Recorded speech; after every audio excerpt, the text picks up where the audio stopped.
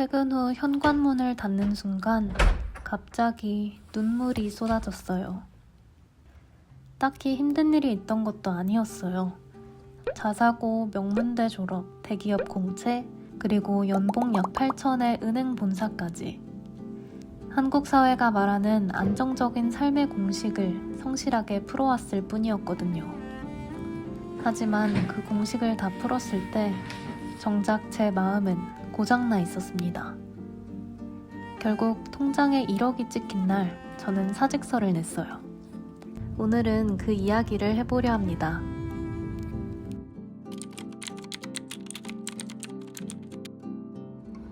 사실 제 이야기를 꺼내는 게 조금은 망설여졌어요. 하지만 누군가에게는 하나의 가능성이 될 수 있겠다는 생각에 용기를 내봅니다. 저는 앞서 말했듯이 한국 사회 기준에 잘 짜여진 틀에 맞춰 살아온 모범생이었어요. 연봉도 또래보다 비교적 높았고 든든한 복지, 육아휴직 2년에 정년 보장까지. 직장인으로서는 더할 나위 없는 곳이었죠. 그렇게 3년간 안정적인 직장의 구성원으로 살았습니다.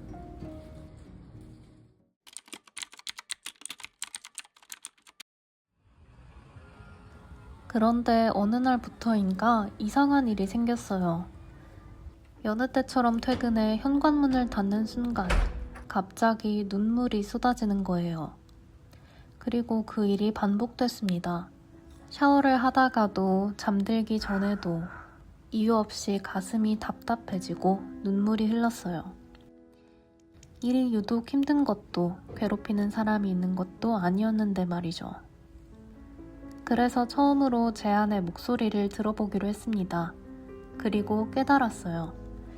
제가 가장 견디기 힘들었던 건 내 삶을 내가 살고 있다는 감각의 상실이었습니다. 겉으로는 좋아 보였지만 저는 점점 일의 의미와 회사에서 보내는 시간의 이유를 잃어가고 있었어요. 물론 회사의 성장이 나의 성장처럼 회사에서의 성과가 내 목표로 느껴지면 좋았겠죠. 하지만 제게 회사의 의미는 그저 내 시간을 팔아 돈으로 바꾸는 수단으로밖에 느껴지지 않았어요.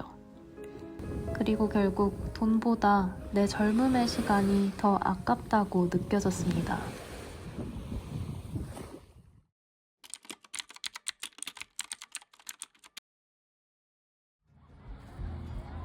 그래서 결심했어요. 퇴사하자.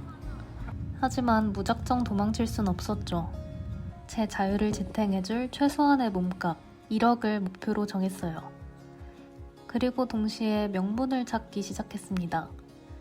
미국 대학원 유학을 갈까? 더 자유로운 곳으로 이직을 해볼까? 여전히 짜여진 틀 주변을 맴돌았죠. 그때 스스로한테 이렇게 물어봤어요. 너한테 100억이 있다면, 아니면 앞으로 5년밖에 못 산다면 뭐부터 할래? 답은 너무 명확했습니다. 세계 여행. 학창시절부터 마음속에 품어왔던 버킷리스트. 그게 저한텐 세계 여행이었거든요. 그렇게 20대의 끝자락에 통장에 1억이 찍힌 날, 저는 미련 없이 사직서를 냈습니다.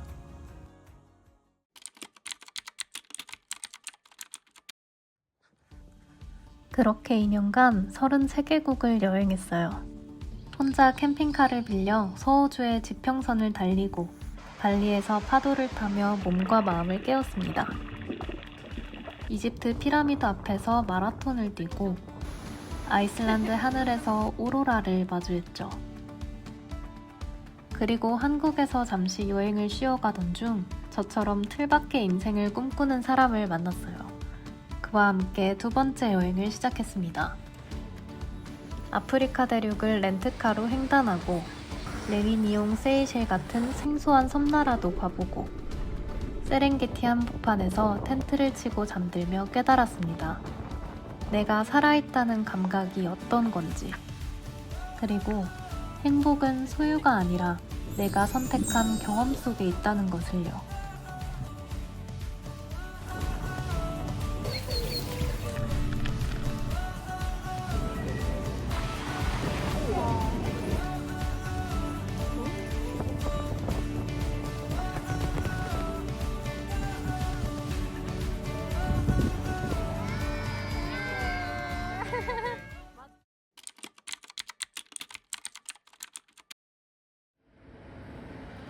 여행의 끝에서 제가 선택한 곳은 독일의 베를린입니다.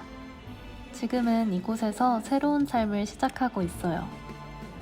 한 달을 지냈던 이 도시에서 처음 느꼈던 자유로움이 마음에 남아 있었거든요.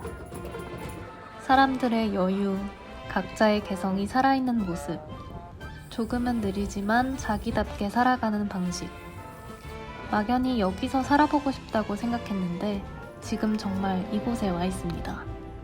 새로운 언어를 배우고 새로운 문화에 적응하면서요.